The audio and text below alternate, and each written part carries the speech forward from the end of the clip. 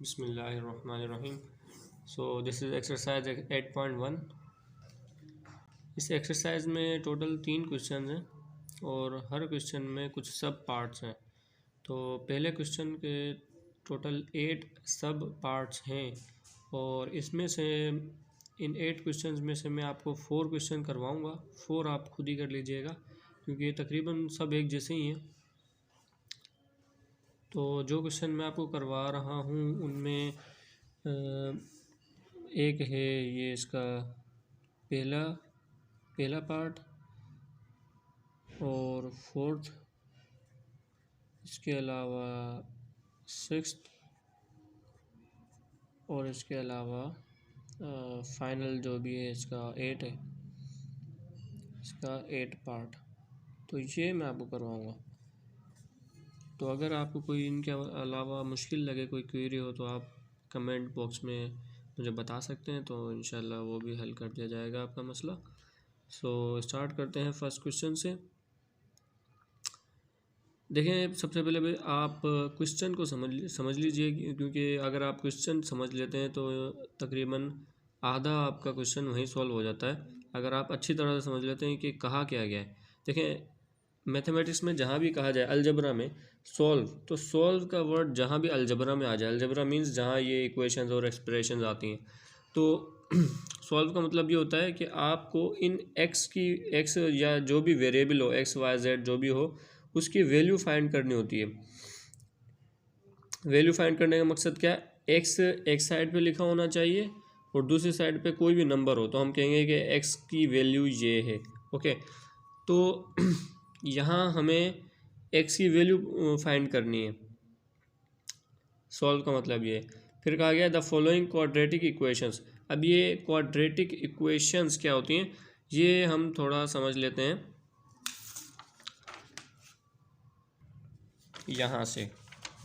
देखें स्टूडेंट्स, यहाँ मैंने कुछ लिख के रखा हुआ है पहले से, तो यहाँ से हमें समझने में आसानी होगी। देखें, ये एक एक्स लिखा हुआ है ना, ये क्या होता है? एक वेरिएबल होता है। तो सिर्फ वेरिएबल, या ये क्या है? 3 है, ये एक कांस्टेंट होता है। तो सिर्फ कांस्टेंट हो, सिर्फ वेरिएबल हो, तो इन्हें हम क्या कहते हैं? टर्म कहते हैं। ओके, अगर इन वेरिएबल्स, इन टर्म्स को आपस में किसी प्लस या माइनस के साइन के साथ ऐड करते हैं, ज्वाइन करते हैं, तो वो एक्सप्रेशन बन जाती है।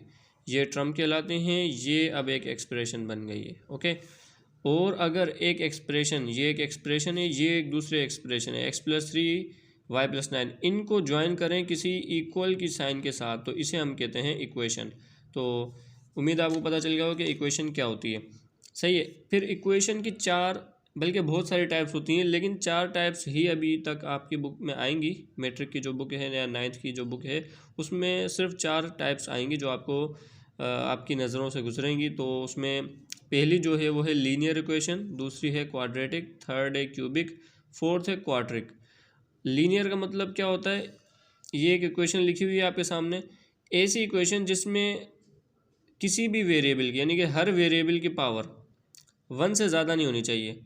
1 से भले कम हो, लेकिन उसमें जो सबसे बड़ा वेरिएबल हो उसकी भी पावर है ना 1 होनी चाहिए। देखिए, यहाँ सब की पावर 1 है, लेकिन अगर मैं लिख देता जैसे X Y plus y+c equals to 0, okay, या सी नहीं, यहाँ कर देता हूँ y+9, तो देखें यहाँ एक ही वेरिएबल है, यहाँ क्या है? इसकी पावर 1 है। कुछ भी नहीं हो तो 1 होती है। तो ये क्या है? लीनियर इक्वेशन है। क्वाड्रेटिक इक्वेशन क्या होती है? ऐसी इक्वेशन जिसमें हाईएस्ट पावर, वेरिएबल की हाईएस्ट पावर 2 होनी चाहिए। तो देखें, यहाँ हाईएस्ट पावर क्या है? 1 है, यहाँ 1 है, लेकिन यहाँ वेरिएबल की हाईएस्ट पावर क्या है? 2 है।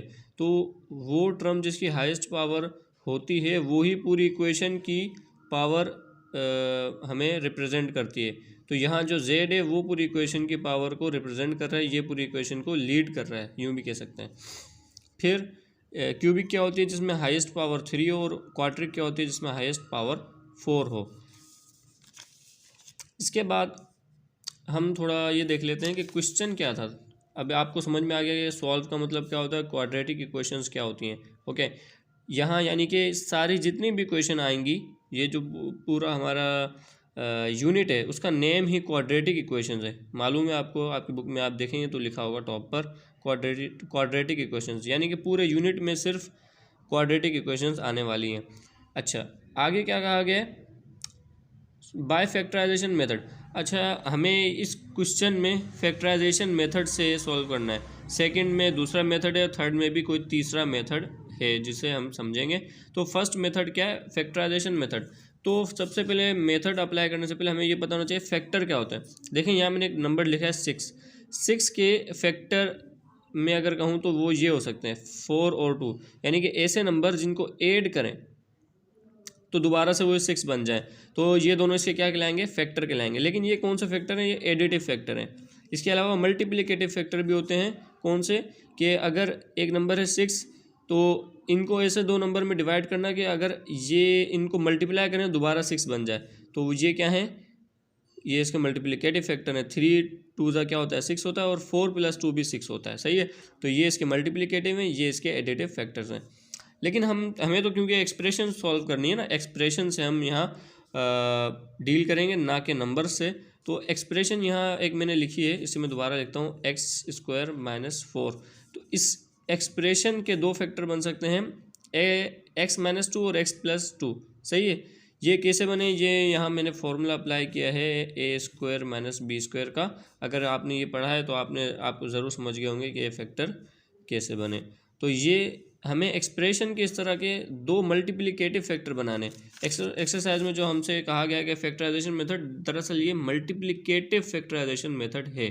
ओके, उम्मीद है आपको यहाँ तक समझ में आया होगा। अब ये था इसका बैकग्राउंड पूरे इंशाल्लाह यूनिट का। आगे हम समझते हैं कि क्या करना है। सो फर्स्ट क्वेश्चन है x² + 5x + 6। अब हमें यहाँ करना क्या है, फैक्टराइजेशन मेथड अप्लाई करना है, तो वो हम देखते हैं।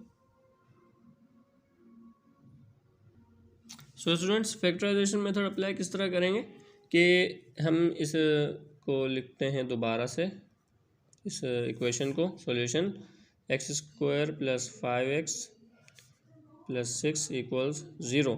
ओके, ये तो सिर्फ रफ वर्क के लिए सारा जो पोर्शन है, यहाँ हम कुछ भी लिख सकते हैं। तो हमें क्या करना है, सबसे पहला जो स्टेप है वो ही रफ वर्क में आ जाएगा। क्या कि आपको ये जो फर्स्ट और लास्ट टर्म है, आपको करना ये है कि जो फर्स्ट और लास्ट टर्म हो उसमें आपको ये देखना है कि इनके कोफिशिएंट्स क्या हैं। फर्स्ट टर्म का जो कोफिशिएंट है वो क्या है, कुछ भी नहीं है तो 1 है। अच्छा, लास्ट टर्म का कोफिशिएंट नहीं है, पूरा एक कांस्टेंट है, जो भी नंबर हो वो पूरा कांस्टेंट कहलाता है, सही है। तो इनको आपस में आपको मल्टीप्लाई करना है, 1 × 6, 1 यहाँ से और 6 यहाँ से मल्टीप्लाई करेंगे, आंसर क्या आएगा 6। अब इस 6 का आपको लेना है LCM, लीस्ट कॉमन मल्टीपल आपको लेना है। किस तरह लेंगे, इसे 6 के टेबल में, 6 जो है वो किसके टेबल में आता है, 2 के टेबल में आता है 3 टाइम, उसके बाद 3 आता है 1 टाइम, तो इसके दो ही फैक्टर बने, 2 और 3। अब आपको क्या करना है, देखना है इससे ऐसा कोई कॉम्बिनेशन बनाना है कि हमारा आंसर 5 आए, ये वाला नंबर आना चाहिए जो इस x के साथ लिखा हो, सही है। तो 2 + 3 क्या होता है, 5 होता है। तो हमें यहाँ से हमें कॉम्बिनेशन मिल गया। दोबारा से फर्स्ट और लास्ट टर्म तो सेम लिखते हैं, सही है। और इस 5x की जगह पर ये दोनों नंबर आ जाएंगे, 2 और 3, x भी दोनों के साथ आएगा, सही है। और प्लस की ही साइन आएगी, क्योंकि यहाँ प्लस की साइन थी, यहाँ भी प्लस की साइन आएगी। क्योंकि देखें स्टूडेंट्स, हमें क्या करना है, हमें दरअसल हमने ये जो प्रोसेस किया है ये इस 5x को ब्रेक करने के लिए किया है। 5x को ऐसे दो फैक्टर्स में, एडिटिव फैक्टर है ये, सही है ना। 5x को ऐसे दो फैक्टर्स में ब्रेक किया है कि अगर दोबारा से इन दोनों को ऐड करें दोबारा 5x बन जाए। लेकिन अगर इनको मल्टीप्लाई करें, जैसे अगर 2x को 3x से मल्टीप्लाई करें, तो इसका जो आंसर आना चाहिए वो इस के आंसर के इक्वल आना चाहिए। यानी कि इन दोनों को मल्टीप्लाई करें तो इसका आंसर इन दोनों के मल्टीप्लाई करने के बराबर आना चाहिए। भले आप चेक भी कर सकते हैं कि 2 × 3 क्या होता है 6, और x × x होता है x²। x² × 6 क्या होता है 6x²। तो देखें दोनों का आंसर सेम आया है, यानी कि हमने ये फैक्टर सही बनाया। नेक्स्ट स्टेप, अच्छा इस सवाल में ये क्योंकि फर्स्ट सवाल है इसमें थोड़ा सा आपको टाइम ज़्यादा लगेगा। आगे की वीडियोस आप देखेंगे इंशाल्लाह छोटी बनेंगी इसकी निस्बत। तो आगे देखते हैं। ये फर्स्ट स्टेप था। इसके बाद क्या करना है, हमें दोनों फर्स्ट और सेकंड टर्म में से कॉमन लेना है और यहाँ थर्ड और फोर्थ टर्म में से भी कॉमन लेना है। तो दोनों में से यहाँ कॉमन क्या है, कॉमन का मतलब क्या होता है, जो सेम होती है टर्म्स। तो एक्स स्क्वायर और 2x में से जो सेम है वो है एक एक्स, यहाँ से एक एक्स, यहाँ से एक एक्स हम कॉमन ले लेंगे। यहाँ जो बचेगा वो क्या होगा, एक एक्स बच जाएगा। अच्छा, यहाँ 2x में से ये एक्स कॉमन आ गया तो क्या बचा, प्लस का 2। ओके, अच्छा यहाँ हमने क्या करना है, जो भी साइन हो वो यहाँ लगा देनी है प्लस। दोनों में से यहाँ प्लस भी कॉमन आएगा, हमेशा वो आपको साइन कॉमन लेनी है जो यहाँ लगी हो। यहाँ प्लस हो तो प्लस कॉमन लेना है, यहाँ माइनस हो तो माइनस कॉमन ले लेना है दोनों में से। जैसे जब प्लस कॉमन लेते हैं तो दोनों जो भी टर्म होती है उसमें कोई चेंज नहीं आता साइन में, सही है। अच्छा, इसके अलावा इनमें कॉमन क्या है, 3x और 6x में जो कॉमन है वो है 3, दोनों में 3 कॉमन है। अच्छा, जो बच गया वो क्या है, 3x में से 3 बच ले लिया कॉमन, जो यहाँ बचा वो है x, जो साइन है वही आ जाएगी। 6 में से हमने 3 कॉमन ले लिया तो यहाँ क्या बचा 2।